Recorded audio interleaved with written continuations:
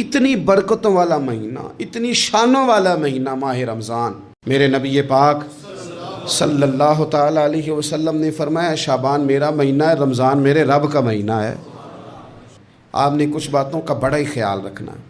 ایک تو آپ نے کوشش کرنی ہے نمازیں ذوق کے ساتھ پڑھی جائیں، یعنی ایک ہے کہ اوہ ٹانگیں نہیں اٹھ رہی، اب تراویح کا ٹائم ہو، نہ اس میں کجی ہے، اس میں تھوڑا سا ذوق کی کمزوری ہے۔ اٹھنا ہے تو شوق سے اٹھنا ہے، بھاگ کے اٹھنا ہے۔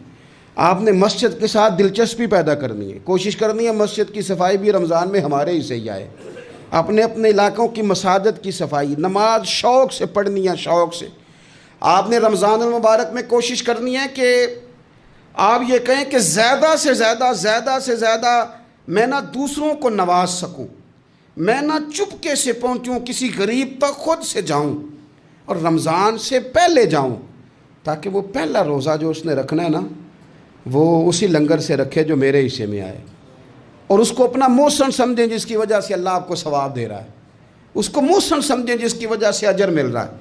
اور کوشش کریں کسی کو کپڑا جوڑا سوٹ دینا ہے، کسی طالب علم کو، امام مسجد کو، کسی غریب کو، کسی بوڑھی اماں کو، اپنے کسی چچا کو، اپنے دادا کو تحفہ دینا ہے تو وہ بھی شروع رمضان میں دے، تاکہ وہ آسانی سے سلا لے، سلا کے پہن لے۔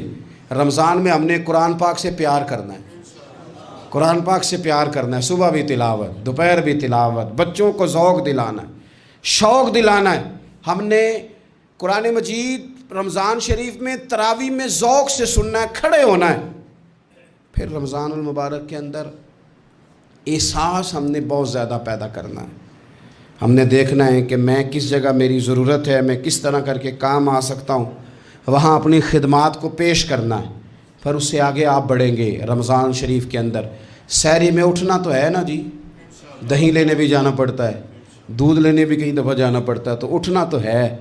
تو ایسا نہ کریں کہ 10 منٹ پہلے اٹھیں، اٹھ کے پہلے تہجد کی نماز پڑھیں، وہ نماز جس کے بارے میں میرے نبی پاک علیہ السلام نے فرمایا جب بندہ تہجد کے لیے کھڑا ہوتا ہے تو رب اسے دیکھ کے مسکراتا ہے، جو اس کی شان کے لائق۔ باقی نمازوں پہ ثواب ہو رہا ہے، تہجد کے وقت اللہ مسکرا رہا ہے۔ اور حضور فرماتے ہیں اگر جوان آدمی تہجد کے لیے اٹھے تو رب فرشتوں کے سامنے فخر فرماتا ہے۔ تو تہجد کی نماز ہر روز موقع ہونا ہے، اٹھنا ہی اٹھنا ہے، شہری کے لیے تو اٹھنا ہی ہے، تو وہی وقت تہجد کا ہے، خوب تہجد کی نماز پڑھنی۔ ایک چیز آپ نے پورا رمضان استعمال نہیں کرنی، وہ غصہ ہے۔ سارے روزے یعنی بالکل عین افطاری کے وقت بھی کوئی بندہ غلط بات، برداشت کون سی بات کرنی ہوتی ہے، صحیح کہ غلط؟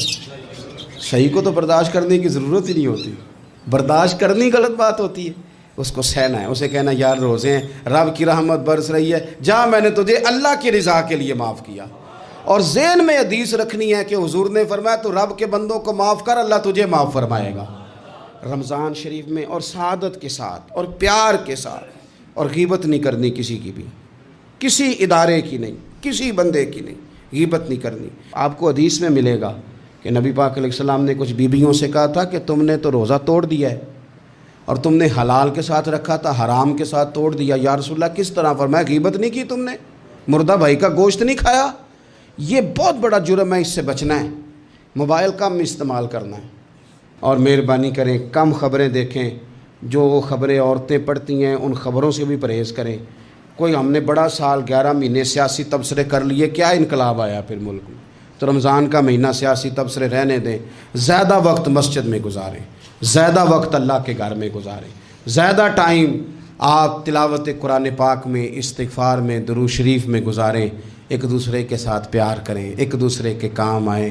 اے خالق کائنات، آئندہ جمعہ رمضان میں آنے والا ہے، اللہ امت کی خیر فرمانا، کشمیر کے مظلوموں کی خیر کرنا، برما کے مجبوروں کی خیر کرنا۔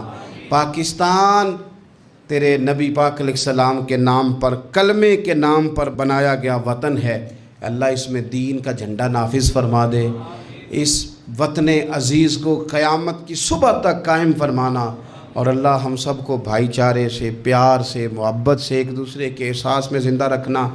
اس ماہ مقدس میں تو جن لوگوں کو معاف کرے گا ہم سب کے نام بھی اس میں شامل فرما۔